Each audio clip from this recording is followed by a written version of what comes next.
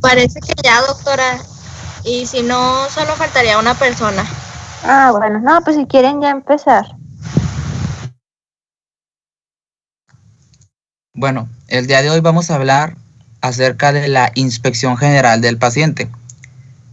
Los integrantes somos Jonathan y mi compañero Moisés. Sí.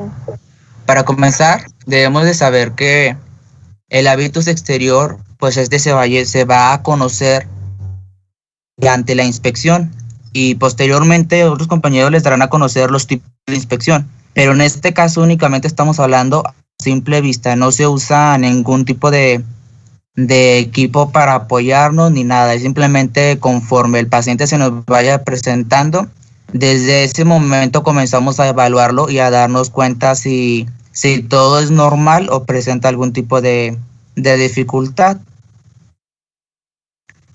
Esta observación la vamos a realizar en el paciente desde que entra al consultorio y también en su comportamiento cuando se está llevando a cabo el interrogatorio. Debido a que los datos que estamos observando no son 100% verificados, estos son relativos. Por ejemplo, podemos ver a una paciente que aparentemente es normal, está completa, pero dentro de sí se le realizó una apendicectomía o algún tipo de intervención quirúrgica en la que se le extrajo algún órgano, y eso, por no tener ningún tipo de ayuda de imagen, no podemos darnos cuenta. Como me pasó una vez que una compañera, una amiga, iba a consulta con su médico, pero porque sentía dolor en el vientre. Casualmente, antes de ir a la consulta, una de sus hijas le había presionado un seno. Estaban jugando en la cama y se subió, se lo apachurró. Ese seno se inflamó y se veía más grande que el otro, pero el que estaba normal pues obviamente se miraba más pequeño, y ella, para ocultarlo, se ponía una mochilita de las de correa que se cuelgan de lado sobre el seno sano, y parecía que se veía más pequeño, pero por la presión que hacía la correa sobre el seno. Y también debemos de tener la capacidad de darnos cuenta de ese tipo de cosas, porque desafortunadamente en ocasiones los pacientes acuden a consulta por una situación, pero detrás de tienen otras que pues es importante conocer. Dentro de los caracteres que debemos de manejar está el sexo. Pues obviamente es fácil conocer cuando una persona es de sexo masculino o femenino. ¿Y para qué nos va a ayudar esto? Bueno, pues para saber distinguir enfermedades propias de su sexo. Como ya lo había comentado mi compañera Lilibet antes, a una mujer de nacimiento no le puede dar cáncer de próstata, puesto no tiene este órgano. Y también, bueno, eso es para descartar ciertos diagnósticos, pero también hay ocasiones en las que debemos de tener en cuenta que hay diagnósticos que se presentan en ambos sexos, pero con menor frecuencia. Como ejemplo tenemos el cáncer de mama, que, si no me equivoco, está presente en un hombre por cada 30 mujeres. Aunque también es difícil en ocasiones diferenciar a qué sexo pertenece la persona cuando ésta muestra características ambiguas. Por ejemplo, en la imagen estamos viendo a un modelo llamado Andrew Pejic. Inicialmente era hombre, pero creo que era andrógino. Bueno, la cuestión es que compartía características de ambos sexos, aunque si nos fijamos bien, podemos darnos cuenta que la mandíbula pues es muy masculina, y si le pedimos que levante el mentón, pues nos vamos a dar cuenta de la prominencia de la faringe, entre otras características. Y ya. Bueno, la edad, esta nos va a ayudar para nuevamente limitar diagnósticos.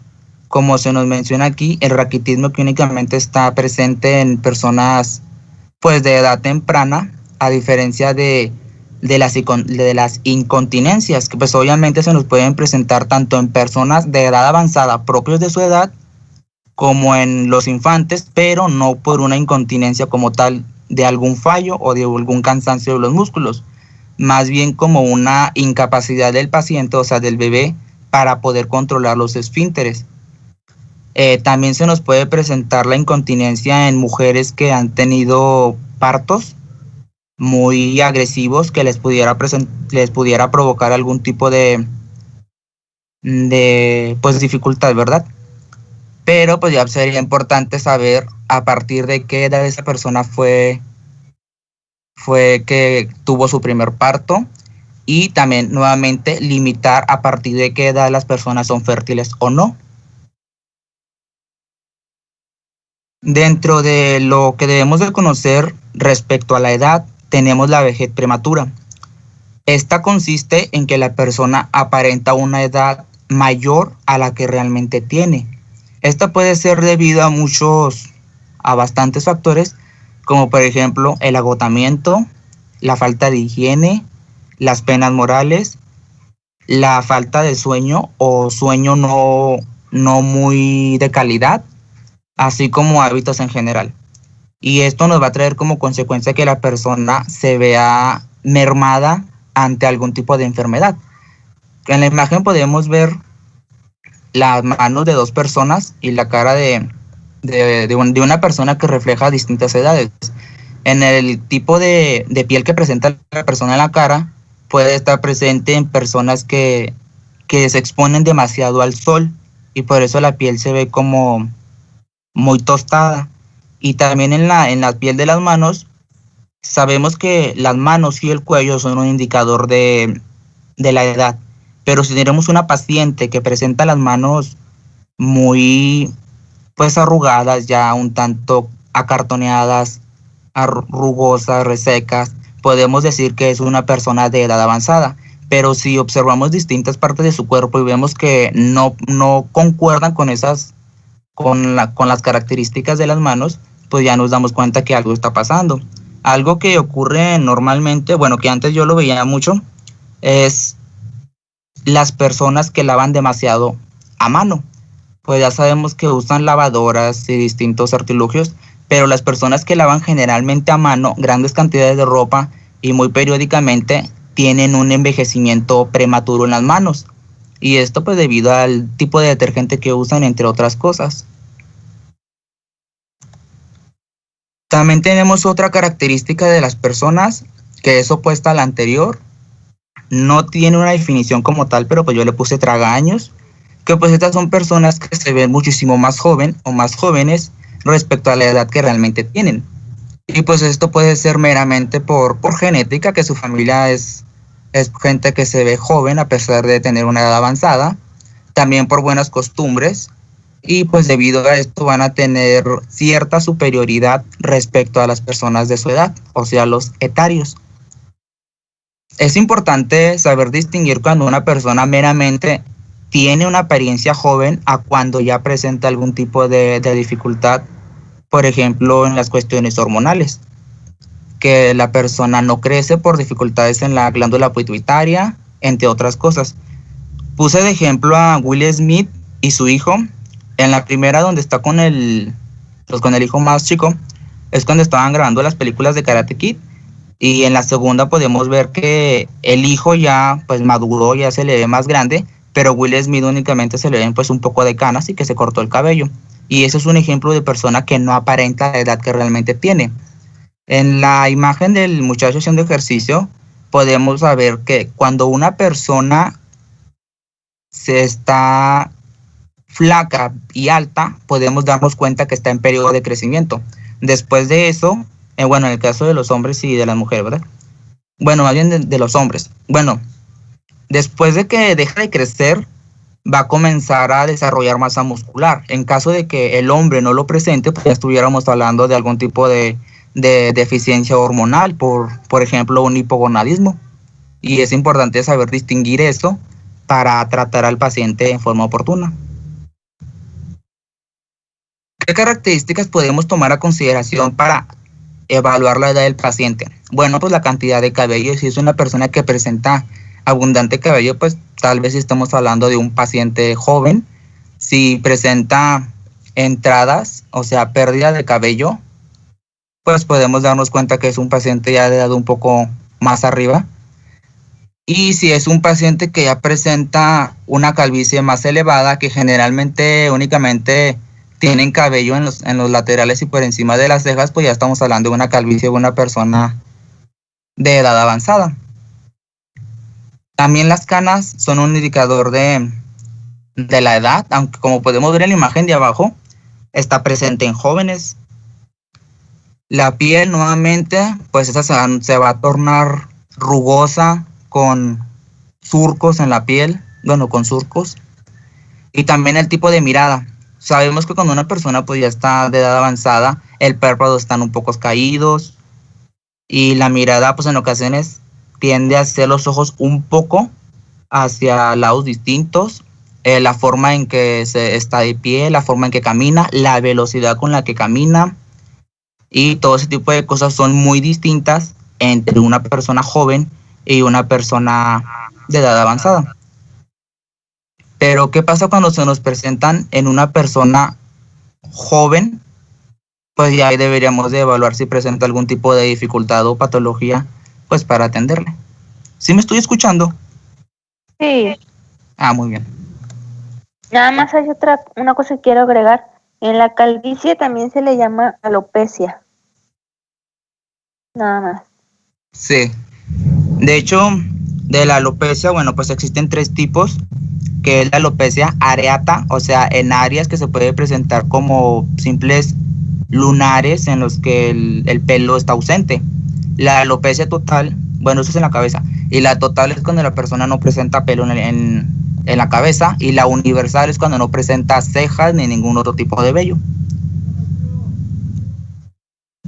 En la Constitución nos referimos a que los órganos estén y hagan lo que deberían de hacer. O sea, hace que la función homeostática sea la correcta, porque nuevamente no podemos ver a través de, pues, del cuerpo de los pacientes y podemos tener un paciente amarillento y pues ya eso no sería indicativo de que tiene algún tipo de daño hepático, pues por la ictericia, ¿verdad?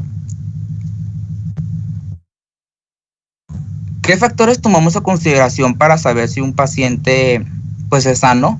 Obviamente que el tejido óseo, el muscular y el adiposo estén en cantidades equilibradas, porque podemos tener a un paciente demasiado alto, bueno, que se le nota demasiado los huesos, pero sin masa muscular ni grasa. Pues ahí podemos darnos cuenta que el paciente tiene algún tipo de nutrición, pero si es en un joven, pues tal vez podemos suponer que está en periodo de crecimiento. Y lo importante en esto es que dependiendo de la cantidad de tejido que presente el paciente, lo podemos clasificar en fuerte, mediano o débil, procurando mantener un equilibrio entre los 3. En la conformación, tomamos a consideración 3 elementos. La integridad del cuerpo. En la parte de abajo vemos a una persona jugando fútbol, pero que no tiene una pierna. Ante esto podemos pensar en distintos diagnósticos. Por ejemplo, tuvo algún tipo de tumor maligno por el que se le extirpó la pierna, tuvo algún tipo de accidente de compresión y se le tuvo que extirpar, algún tipo de problema con la diabetes o ese tipo de situaciones por las cuales se le pudo haber extirpado el pie y eso nos dé indicaciones de algún tipo de diagnóstico para tratarlo de mejor manera. También en la relación de las partes, pues que el paciente sus partes sean equilibradas. En la imagen de arriba vemos a mujeres de edad pequeña, pero nos da cuenta que aunque son de estatura pequeña, existen diferencias entre ellas. La mujer de acá de la esquina se llama Terra y es la protagonista de un programa, pero nos damos cuenta que aunque es pequeña, igual que esta, sus características son diferentes, o sea, su morfología, ¿sí? Y es también importante evaluar qué tan equilibrado está el cuerpo del paciente para poderlo atender de mejor manera. Si nos llegó un paciente pediátrico con la cabeza demasiado grande, pues ya pudiéramos pensar en distintos diagnósticos como una hidrocefalia, aunque esta se detecta casi siempre en el hospital. También el tipo de órgano. Dependiendo de los caracteres que el cuerpo del paciente tenga, lo podemos agrupar en uno de los tres grupos, que es longilíneo, brevilíneo y mediolíneo. Para esto tomamos a consideración el diámetro biacromial, o sea, de un acromio a otro, además de que el paciente presenta características muy características. Por ejemplo, en los longilíneos pues son las personas altas, delgadas, y su corazón se va a presentar en forma de gota, además de que tienen predisposición a distintas patologías. Por ejemplo, en los longilíneos, la hipoxia, la tuberculosis pulmonar y la ptosis visceral. En la imagen de abajo podemos ver que este paciente se ve como su vientre está muy pronunciado en la parte de abajo. Y esto es debido a que las vísceras están no tanto sobre la cavidad abdominal, sino más bien en la pélvica. Y eso pues es característica, es una predisposición que tienen los longilíneos. Los brevilíneos vienen a ser la parte contraria de los anteriores. En este caso tenemos personas de estatura baja, de tórax muy ancho y de corazón tendido en horizontal. Van a presentar pues un vientre grande y en este caso los pacientes son propensos a enfermedades de nutrición. ¿Cuáles son estas? Pues recordemos que la nutrición se lleva a cabo en la célula y una de tantas puede ser la diabetes, que es muy característica. Y los mediolíneos o normolíneos pues son personas que se encuentran en término medio, ni longilíneos ni brevilíneos, pues son las personas más comunes, no por eso las más sanas. Respecto a la actitud, por esto no son las actitudes que se nos han venido mencionando desde siempre, más bien en este caso nos referimos a la posición que el paciente adopta.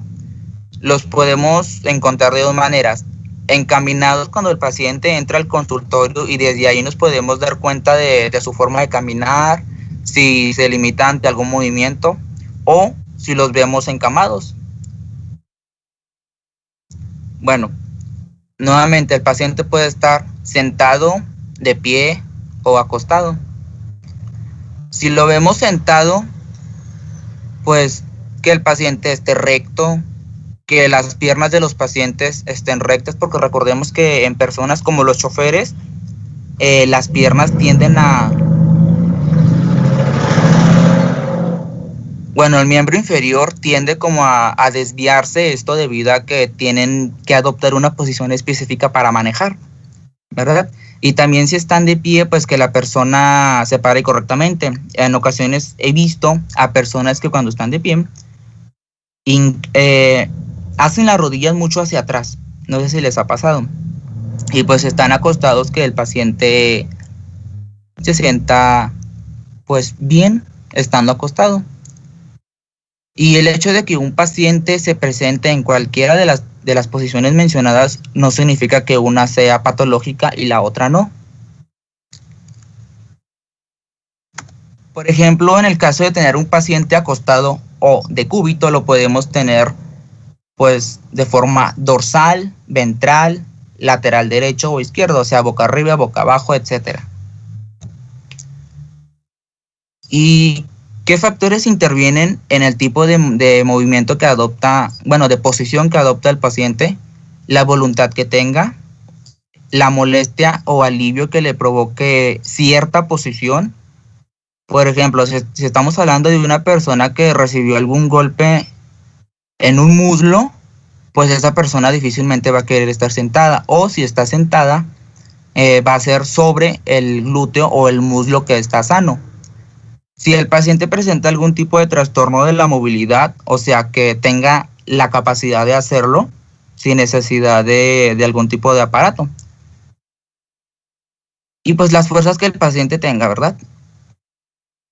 Dependiendo de esto, se han creado distintas clasificaciones. En este caso abordamos 4, que es la libremente escogida, en la que el paciente se presenta ante el médico de la forma que más le guste y que más le convenga, no existe ningún tipo de limitante, a diferencia de la instintiva, que es en la que el paciente adopta una posición específica para tratar de no lastimarse a sí mismo. Pero les decía que el paciente que, no sé, lo mordió un perro, ¿verdad?, en el glúteo, pues obviamente ese paciente no se va a sentar sobre el glúteo que está lastimado.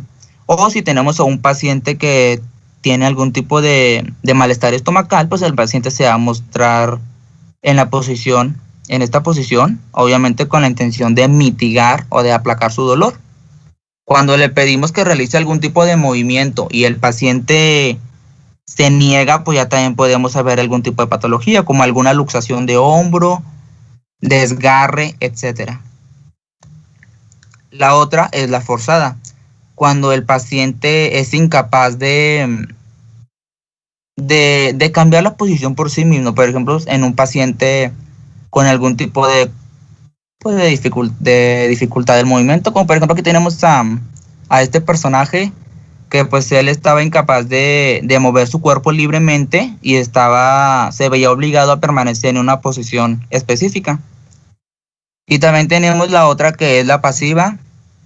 En esta el paciente no tiene conocimiento de sí mismo y únicamente se coloca conforme los demás lo coloquen o conforme estén naturalmente. Por ejemplo, si una persona se desmaya así como caiga al suelo, de esa manera se va a mantener, pues porque no tiene la capacidad por sí mismo de moverse. Y ya cuando se lo recoja, así como lo coloquen los paramédicos, de esa manera se va a quedar el paciente. Respecto a las facies, nos referimos meramente a los caracteres que arrojen la cara del paciente, y tenemos varias. Por ejemplo, la febril o bultuosa, pues esta está presente en personas que tienen fiebre y se caracteriza porque pues las conjuntivas están congestionadas y tienen una mirada viva, como el niño que tenemos en la esquina superior, que aparentemente tiene fiebre. La tífica, esta, como su nombre lo indica, pues va a ser en pacientes con salmonelosis o fiebre tifoidea, y el paciente va a tener a la vez un reflejo de somnolencia y de fiebre. Los párpados van a estar medio cerrados, va a tener una mirada perdida y va a tener cierta torpeza. La peritoneal o abdominal, en esta los ojos del paciente están sumidos, la mirada la mirada es temerosa e interrogante, y esta se presenta en pacientes que están pasando por un dolor muy intenso. Como en esta podemos ver que el paciente, pues sus ojos están sumidos, además de que refleja dolor como tal y a la vez como que se pregunta qué está pasando. La hipocrática, en esta tenemos los ojos hundidos, una mirada fija y a la vez perdida, una nariz afilada y con presencia de vibrias. Las vibrias son los vellos nasales y en ocasiones también pueden estar acompañados de polvo, pues debido a que el paciente ya no realiza tantos movimientos. Y se dice, bueno, esta está muy presente en pacientes moribundos. La parkinsoniana, que esta es inexpresiva, fija y con una piel muy reseca. Bueno, aquí le puse acartoneada y la podemos ver en esta paciente, como la piel parece falsa, como si tuviese algún tipo de máscara. La tetánica, pues obviamente está presente en pacientes que presentan, pues, el tétano, ¿verdad? Y se caracteriza por la presencia del trismus. El trismus es esta especie de sonrisa macabra en la que los músculos de la cara están, pues, contracturados o algo así, y lo obligan al paciente a mostrar los dientes de esta manera. La facie leónica, en esta la piel va a presentar grandes surcos y va a tener pérdida del vello, ¿verdad? Además de que los labios y la nariz se van a volver gruesos y prominentes, como lo podemos ver en este paciente, como la piel se ve es semejante a una cáscara de toronja, a diferencia de los otros, ¿verdad? En la que la piel se mira muy diferente. Ahora vamos a los tipos de movimientos. Yo tengo una pregunta. ¿Sí? La facie hipocrática es lo mismo que la facie caquexia, ¿o no? Bueno, Muy probablemente sí, doctor. Hay muchos sinónimos que usan para las fascias. Existe la fascie, bueno, ya mencionó la parkinsoniana, la tetánica, la hipocrática, pero hay, por ejemplo, otros nombres que se le pone dependiendo de la enfermedad. Por ejemplo, los pacientes que tienen hipotiroidismo o que tienen hipertiroidismo, los que tienen coma mixedematoso, por ejemplo, en el hipotiroidismo que tienen los ojitos con nefroftalmos, se les llama así fascies de coma mixedematoso, o eso es por la enfermedad, pues, pero sí debe de ser la misma fascia, nada más que tiene un nombre distinto, le ponen así nombres diferentes. Gracias. No, nada. Bueno, ahora continuando con los movimientos anormales, pues son aquellos que por sus caracteres o por su existencia alejan al paciente de lo sano, de lo normal. ¿Y qué consideramos en los tipos de movimientos anormales? La velocidad con la que se realiza el movimiento, la longitud, si es repetitiva o no, entre otras cosas. Por ejemplo, las convulsiones, pues estas son contracciones musculares violentas e incontrolables, las podemos ver aquí en este paciente. Y pues pueden ser por distintas razones, ¿verdad? Por ejemplo, en los ataques de epilepsia. Y acá los temblores, pues estos son involuntarios, oscilantes y rítmicos, ¿verdad? Y dependiendo de cuántas veces se repitan por segundo, se clasifican entre rápido, mediano o lento. Como por ejemplo en este paciente que está moviendo el brazo, se le llama en cuentamonedas porque parece que está moviendo una moneda con los dedos, a diferencia de este otro, ¿verdad?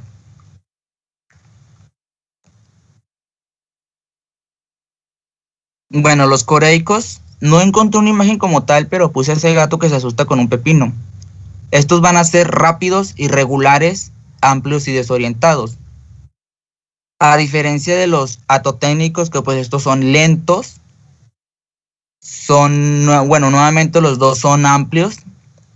Y el atotécnico cuando se presentan los dedos, se dice que se compara con los tentáculos de un pulpo, aunque también podemos tener este tipo de movimiento en la cara, en la lengua y en los miembros como tal.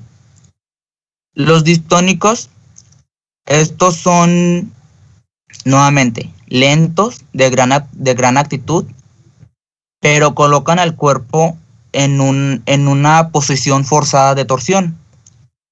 Y los tics, pues estos son involuntarios, son conscientes, y la cuestión es que el paciente al realizarlos siente algún tipo de satisfacción. Los tics, por ejemplo, los podemos observar en pacientes que tienen el síndrome de Tourette, no sé si lo han escuchado, es uno en el que los pacientes son como que tartamudean y realizan movimientos de la cabeza muy brusco, lo cual les provoca cefaleas, obviamente. Y también tienen bastantes tics. Respecto a la marcha, esta la podemos ver cuando el paciente se dirige hacia nosotros en el consultorio, y pues puede ser indicador de algún tipo de dificultad en el sistema nervioso. Menciono que puede porque he conocido gente que trabaja hasta 9 horas de pie, por ejemplo en las maquilas, y pues ya al final del turno, por el cansancio, también la gente presenta dificultades al caminar, sobre todo si es del tipo de personas que acostumbra a estar de pie sobre una sola pierna, pues obviamente eso le va a provocar dificultades, ¿verdad? Y nuevamente, pues si es en una pierna, tiene un tipo de clasificación, o si es en las dos, pues se le da otra. Aquí tenemos la marcha helicópoda. Bueno, en esta, el miembro que está dañado va a salir del cuerpo, ¿verdad? Y el cuerpo como tal se inclina hacia el lado sano, por decirlo de alguna manera. Luego, cuando la pierna la levanta, genera una especie de círculo de concavidad interna, y cuando vuelve a pisar, lo hace inicialmente con la punta. Como podemos aquí lo podemos ver en esta doctora, cuando genera el paso, crea como una especie de círculo y únicamente está presente en una pierna. Lo he visto en otras personas, no tan exagerada, pero cuando caminan hacen poquito el círculo y además de que una especie de remate. Pero esas personas no presentan aparentemente dificultades del sistema nervioso, más bien simplemente están cansadas por trabajar demasiado, entre otras cosas. La marcha eocópoda, en esta el paciente va a arrastrar el pie de atrás hacia adelante, sin dejar en ningún momento la punta, ¿verdad? Y la cadera parece estar pendiente o péndula. Cualquier otro tipo de marcha que presente el paciente en una sola pierna se le va a llamar claudicante, si no corresponde a las ya mencionadas. Como lo podemos ver aquí el paciente, bueno, el señor, cuando realiza el paso, mantiene la punta del pie en el suelo. Luego vamos con la marcha tábica, que esta ya se presenta en ambos miembros, ¿verdad? Pues en esta los pasos van a ser muy exagerados debido a que el paciente tiene dificultades con las profundidades. No sé si les ha pasado que se ponen lentes de alguna persona y tienen demasiado aumento y creen que se van a caer a un pozo o a algo. Es semejante en estos pacientes. Es por eso que levantan demasiado el miembro, además de que tienen que estar muy atentos de dónde van a pisar. La marcha espástica, la podemos ver arriba. Bueno, pues estos los pasos son pequeños, lentos, difíciles, y como lo podemos ver en el paciente, pareciera estar ejerciendo demasiada fuerza en el miembro, en los miembros. Además de que poco o nada separa la punta del suelo. La porinéurica, en esta cuando levanta el pie, lo hace demasiado debido a que los músculos de la región anterior o los músculos que flexionan el pie de la parte dorsal están paralizados, o sea que no lo puede doblar hacia arriba. Y es por eso que tiene que levantar el pie demasiado, porque como cuelga en el suelo, lo podemos ver aquí nuevamente en este señor. Cuando realiza el paso, el pie está colgando.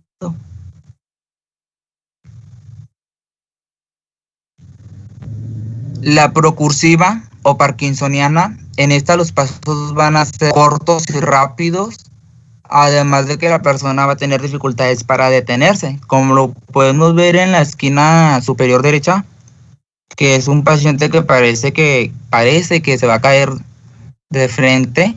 Los pasos son muy cortos, pero son constantes y va a necesitar de la ayuda de alguien o de algún objeto para poderse detener. La titubeante lo podemos ver en el muchacho de abajo, que pareciera estar borracho o algo así, y se caracteriza porque el paciente camina en zigzag. En la miopática, que es nuevamente el señor acá donde está la puntita, el circulito amarillo, como lo podemos observar, inclina demasiado el tronco. Ese movimiento sobre la pelvis es característico. Ahora, la conciencia, como les mencioné, vamos a estar observando el momento al paciente desde que entra y cuando le estamos realizando el interrogatorio.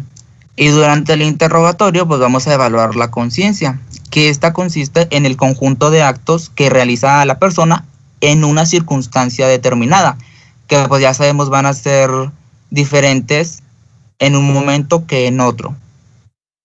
Y si una persona tiene la capacidad de adaptarse o de cambiar ese comportamiento, pues podemos decir que es una persona sana, ¿verdad?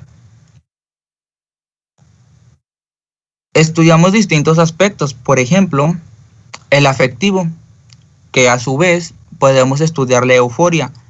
Si tenemos una persona que le felicitamos porque cumple años o se ganó algún tipo de premio, que se sienta feliz, bien consigo mismo, pues es normal. Pero si tenemos a esa misma persona en otra circunstancia, como en un velorio, si se siente de esa misma manera, pues ya ahí puede existir algún tipo de perturbación, que también pudiera ser por la situación como tal. Ya lo mencionó Lili, que ella y su amiga, cuando le iban a dar la noticia a la paciente de que a la familiar del paciente, de que el señor había muerto, sentían mucha risa, pues la euforia se presentó debido al nerviosismo. La depresión puede ir desde la somnolencia hasta el coma. Esto me lo explicó una psicóloga. Se compara la depresión con ser o no positivo para el VIH. Si somos VIH negativo, pues no tenemos depresión. Pero si tenemos el VIH, únicamente tenemos el virus dentro de nuestro cuerpo, pero no genera tanta dificultad. A diferencia de cuando ya tenemos SIDA, que es una enfermedad muy potencializada debido a que pues el virus ya nos está, ¿cómo decir? Matando el sistema inmune.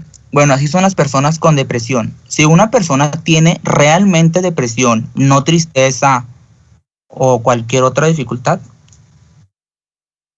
esa persona puede ser tratada con medicamentos y tal vez reaccione pues para bien.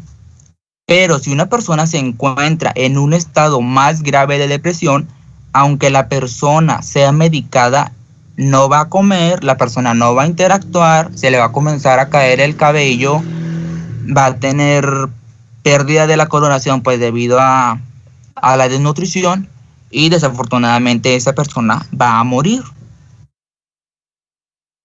Y en la indiferencia, pues la persona se muestra ajena a cualquier tipo de cosa o estímulo que suceda o le generen.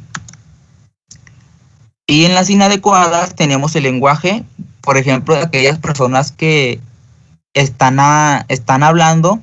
Bueno, estamos un grupo de personas y de repente comienzan a hablar, pero de cosas que no son correspondientes al tema. O cuando otra persona está hablando, también ella habla como si únicamente fuera para sí misma, además de que hace movimientos exagerados, raros y demasiados gestos, o sea, la mímica, como lo podemos ver en el paciente de abajo. Que obviamente al estar frente a un doctor, pues lo que queremos es que el doctor crea que somos buenas personas, educadas, y no tendríamos un comportamiento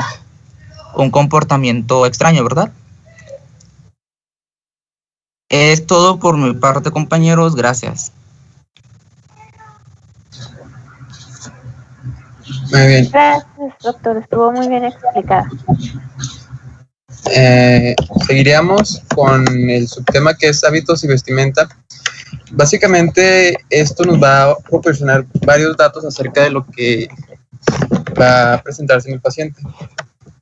El primer tópico tenemos en el oficio o profesión. Por ejemplo, ahí les puse una imagen de un trabajador de Peñoles. Entonces, aquí podríamos referirnos a qué es lo que se dedica y en qué ambiente se puede estar trabajando. Por ejemplo, aquí en Peñoles sabemos que es un ambiente donde trabajan con diversos materiales reactivos y metales pesados. Por ende, tenemos que subdividirlos para así discernir y de alguna manera tener un pronóstico de acuerdo a lo que él está haciendo. Seguido tenemos la calidad. Por ejemplo, en la imagen de abajo se puede mostrar una prenda, puede ser una camisa, que se ve usada, rota, y en la otra se encuentra en un perfecto estado. De esta manera podemos indicar que el paciente es alguien que tiene demasiado dinero y no va a tener algún problema en cuanto a alimentación o estudio o algún otro ámbito. Pero, por ejemplo, alguna persona que se dedica a trabajar en la calle, pues ahí va a presentarse diversos aspectos como es pobreza, como tener bajo, hasta con el mismo tipo de ropa o vestimenta, podemos discernir si una persona tiene algún grado de estudio alto. ¿Vas a la siguiente, por favor? También en la vestimenta podemos encontrar el estado de ánimo. Por ejemplo, aquí podemos denotar tristeza, felicidad, depresión, neutricidad o expansismo. Aquí básicamente podremos relacionarlo al tipo de color que la persona use. Por ejemplo, les puse el ejemplo de la imagen de la chica de abajo, que trae ropa muy holgada, la trae en tonos muy oscuros, que puede denotar algún tipo de tristeza o depresión. Otro ejemplo, aquí pues también podríamos tener al Divo de Juárez, que es Juan Gabriel, que por ejemplo casi siempre usaba ropa muy extravagante, pero era para un show, que quiere decir que él estaba tratando de animar al público con sus canciones. El siguiente tópico nos habla del travestismo, que aquí va a depender del género del que sea el paciente. Si es un hombre, va a ir con vestimenta de las mujeres, propia de las mujeres, o si es mujer, con ropa propia de los hombres.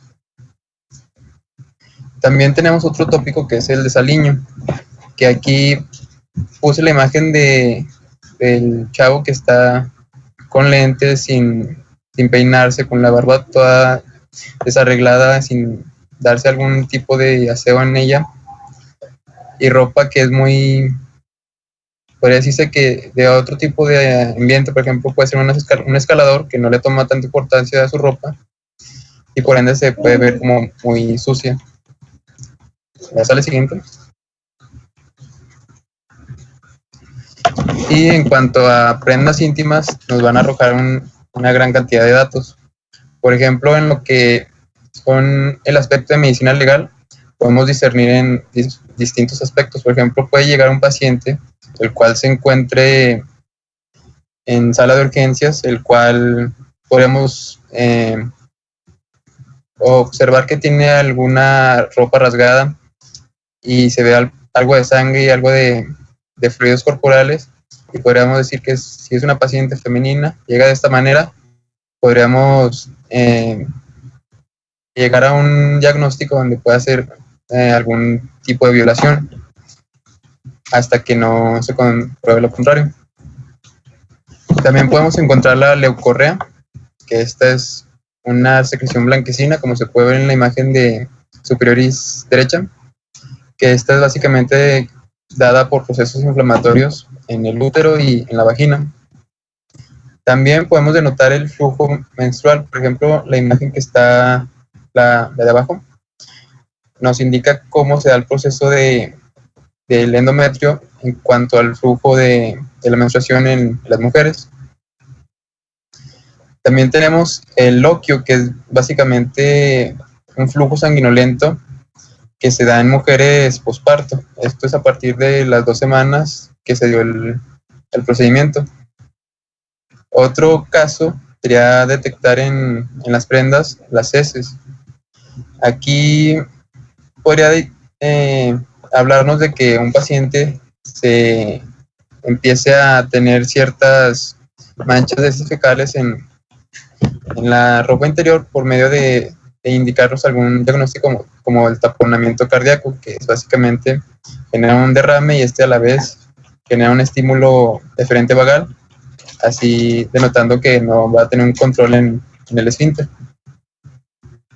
Y otro sería el caso de la orina, que puede darse por crisis como epilépticas, a lo cual permite que la orina no sea controlada. ¿Esa es la siguiente? Otra manera de identificar al paciente por medio de la ropa sería usando el calzado. Este nos puede orientar acerca de cómo se dé su marcha por el desgaste de la suela y del tacón. Aquí podemos observar que el raspado de la punta puede indicarnos algún diagnóstico para una enfermedad espasmódica o un pie equino. Y algún raspado en el tacón, como puede ser en la imagen inferior, donde es un bebé. La imagen presenta una flexión dorsal acercándose a lo que es la tibia, y esto nos puede indicar un pie talo. Otro sería el borde interno de la suela, que al verse algún desgaste mayor puede indicarnos un pie plano valgo. Y por ejemplo, el último, el borde externo de la suela, ese yo lo tengo, que es en la imagen superior, que es donde se diagnostica un equinovaro, que es básicamente yo observaba en mis tenis, los de correr y los de andada normal, o sea, para ir a la escuela o ir a algún otro lado, que había un desgaste en parte en el tenis izquierdo, muy denotado en comparación al derecho, que estaba muy íntegro. Entonces ahí podemos diferenciar de uno del otro por medio de cómo es el calzado del paciente. ¿Te puedes dar la siguiente?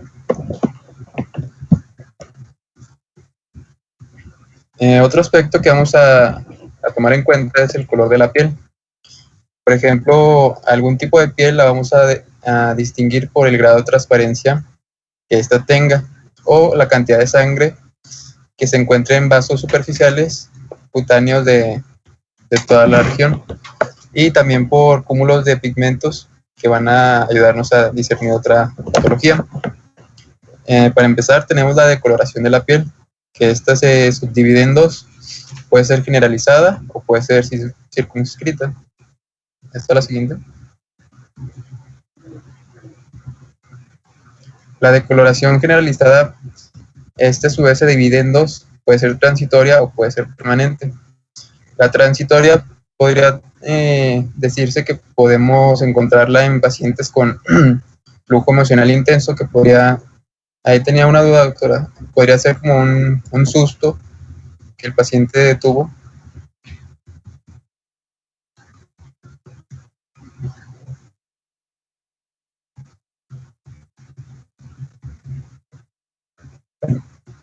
Y por también algún estado de shock.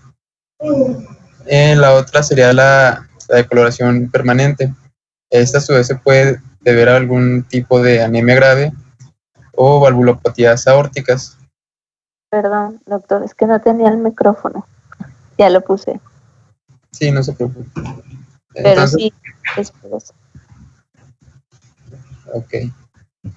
Bueno, continuando tenemos la decoloración circunscrita, que esta va a delimitar a ciertas porciones o regiones en las partes distales. Por ejemplo, aquí se puede dar en regiones por un trastorno circulatorio periférico, donde ahí podría decirse que no llega un flujo continuo de sangre. También puede denotar la frialdad, que es básicamente, por ejemplo, había leído de un artículo acerca de enfermedad de alpinistas, donde ellos, al estar expuestos a grandes temperaturas, pues como el sistema es, el cuerpo es muy sabio, él se dedica a protegerse, de tal manera que lo que es más importante para él sería el tronco, o sea, el tórax, y el encéfalo o el cerebro. De tal manera que ahí se podría ver que ellos podrían tener una vasoconstricción de las regiones distales en los miembros superior e inferior.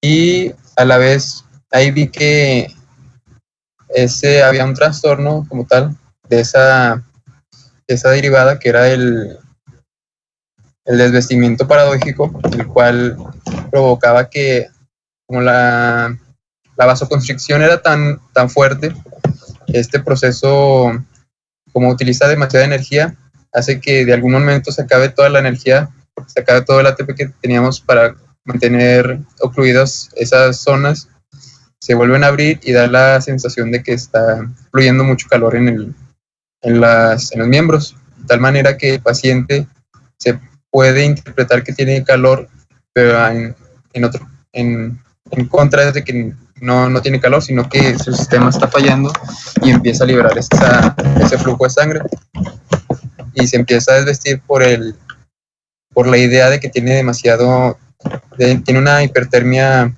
causada por frío. ¿Te das a la siguiente? Otro ejemplo sería la tipo de coloración rojiza, que aquí se puede deber por hipervolemia pletórica o hipertensión, también por policitemia vera o secundaria, y dependiendo de la finura de la piel. Por ejemplo, los que me conocen saben que yo me pongo muy rojo por cualquier cosa, y es de que mi piel es de algún tipo de color rosada o blanca, que de manera que me chiveo o intento hacer algún esfuerzo mayor o simplemente estoy ansioso o muy eufórico, se me puede ver la piel en la cara más que nada muy roja. Otro tipo de diagnóstico en cuanto a la coloración es la crisis congestiva transitoria, la cual se puede deber por síndrome carcinoide, que pues, afecta cara, el cuello, el tórax superior, y este se debe por una excesiva producción de la hormona de serotonina. También se puede deber a proyecciones sentimentales, como es lo que les mencioné de estar relacionada a alguna una emoción, y un esfuerzo corporal violento. Por ejemplo, las personas que levantan peso o son fisiculturistas, se les puede denotar mucho que la cara se les empieza a marcar todos los vasos de manera que se ve todo rojo. Gracias a la siguiente. Otra característica es la cianosis, que se define como coloración azulada, tanto de piel y mucosas. Y esto se debe más que nada porque la hemoglobina contenida en la sangre se ve reducida y más que nada se encuentra a nivel de capilar. Una afección podemos encontrar la poliglobulia, donde la insaturación de oxígeno es de 7 mililitros. Y para clasificarse, encontramos que la cianosis se puede dividir en una región central o una cianosis periférica, que va a afectar a los miembros distales. Esa es la siguiente. Aquí encontramos la cianosis central, que está básicamente una vez que el pulmón obtiene el oxígeno al hacer la inspiración, no va a tener una gran cantidad de hemoglobina. Entonces, podría decirse que esta hemoglobina va a empezar a denotarse en una coloración azul, tanto en piel fina y vascularizada. Y como nos dijo la doctora, podemos encontrarlo en regiones de los labios, de la lengua, de las mejillas, de los lóbulos de las orejas. Y estos se pueden dar por distintos parámetros, por ejemplo, por disminución de la tensión de oxígeno. Podemos encontrar gases inertes, otros gases que se mezclan con el oxígeno, que no son capaces de unirse al oxígeno. También en recintos cerrados. Otro sería en disminución barimétrica. Por ejemplo, las personas que se encuentran a una altura muy grande. Y otro sería por hipoventilación aerolar. Aquí podemos observar que es por respiración superficial, por un tratamiento postoperatorio en anestesia. Otro, encontramos la insuficiencia respiratoria, que se puede deber a alguna patología como la encefalitis. Y otro ejemplo sería la obstrucción de la vía aérea alta, como es el asma, y también mencionaba edema. Otro ejemplo sería la expansión pulmonar disminuida o neumotórax. Y por último tenemos la presencia de cortocircuito entre sangre arterial y venosa. Es básicamente porque al paciente de alguna manera congénita encontramos que la aorta o tanto los ventrículos o aurículas se encuentran en comunicación, que esto no se debe dar. Entonces se mezcla la sangre produciendo una patología donde alguna disposición de la sangre arterial puede verse afectada o la sangre venosa puede verse afectada. Hasta la siguiente. Continuando con la cianosis periférica, como podemos ver aquí, podemos delimitarlo a los pulgares de los dedos a los dedos como tal, en las porciones distales, para distinguir que es una región periférica. Esto se da básicamente porque la sangre circula lento a través de los capilares y al darse este proceso se va perdiendo el oxígeno que es transportado por la hemoglobina. También se puede ver en casos donde hay una dilatación capilar, que por lo mismo, si es muy grande, es una abertura mayor, se puede perder la capacidad del oxígeno de ser transportado por la hemoglobina. Y esto también se puede deber a un retorno venoso, que no llega el flujo sanguíneo de manera correcta.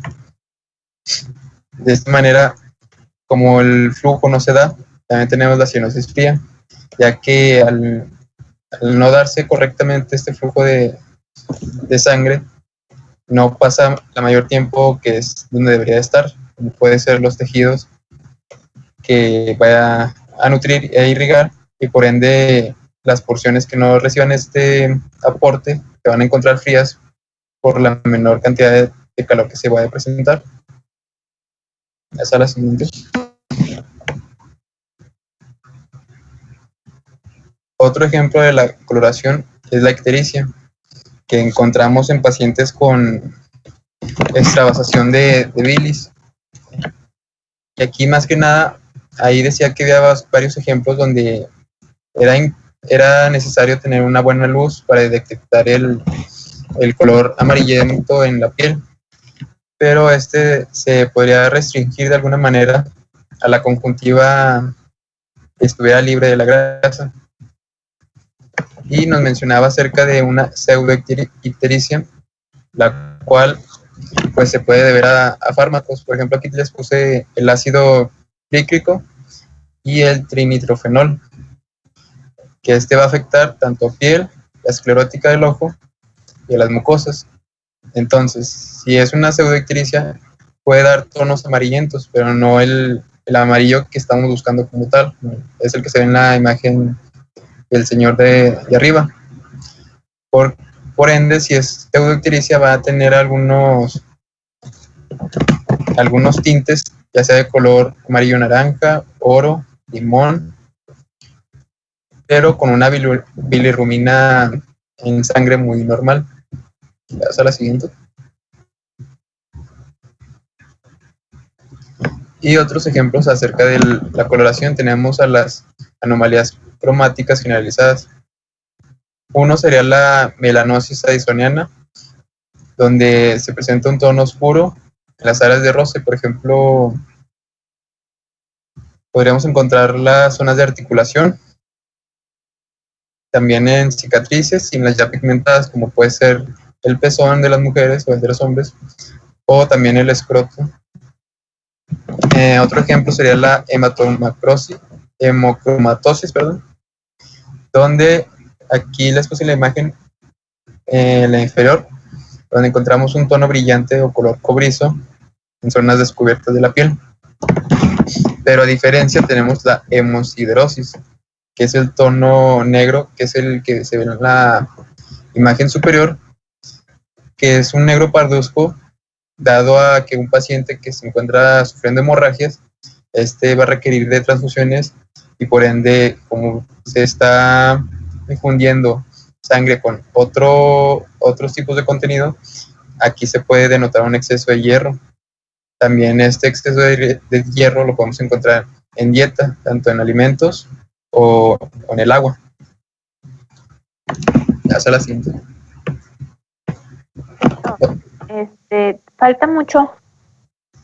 Pues me faltan como 20 diapositivas, creo. Bueno, lo que pasa es que ya son las 11.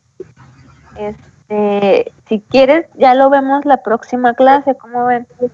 Sí, está bien.